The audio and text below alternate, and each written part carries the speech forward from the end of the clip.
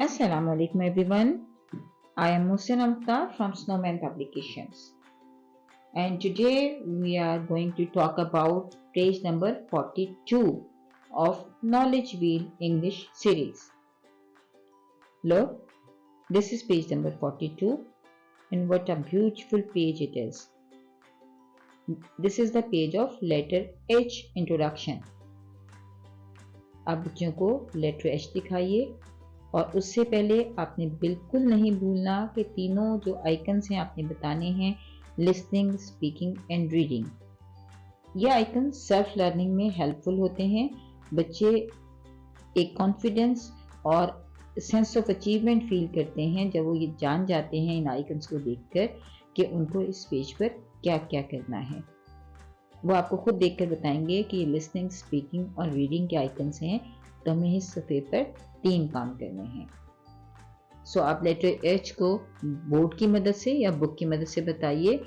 बच्चों से कहिए this is letter H, the name of the letter is H and the sound is ह।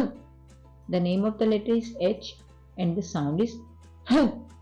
The name of the letter is H and sound is ह। तो आप बच्चों को लेटर H की साउंड बताइए, उसका नेम बताइए और बच्चों से कहें कि वो आपके साथ साथ दोहराएं। जब बच्चे आपके साथ साथ दोहराएंगे तो उनकी लिसनिंग और स्पीकिंग स्किल्स जो हैं वो स्ट्रांग होंगी। उसके बाद आपने बच्चों को वोकैबुलरी बतानी है लेटर H की, जो कि हेन और हाउस है। तो एज पर आर रूटीन हम उसको राइम की मदद से बताएंगे। तो आप उसको कह सकते हैं, जिस तरह हम हर लफ्ज़ के हवाले से वोकैबुलरी में इजाफा कर रहे हैं, तो हमने बच्चों को बताना है कि this is happy and helpful hen. तो हैप्पी और हेल्पफुल जो है आपने उनकी वोकैबुलरी की में इजाफा किया और उनकी लिसनिंग करवाई। सो आप हैन और हाउस को जब बताएंगे तो आप कहेंगे happy hen is in front of the house. Happy hen is in front of the house. A big house that's safe and close. A big house that's safe and closed. So आप बच्चों को ये छोटी सी rhyme याद कराएंगे और पूरे week उनसे कहेंगे कि वो ये राइम बार बार याद करें और आप भी इसको दोहराते रहेंगे।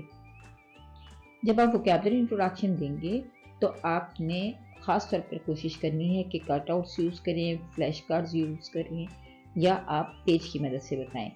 बच्चों को बताएं कि hen, this is hen and this is house.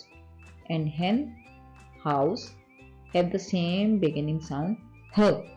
H hen, h hen, h hen.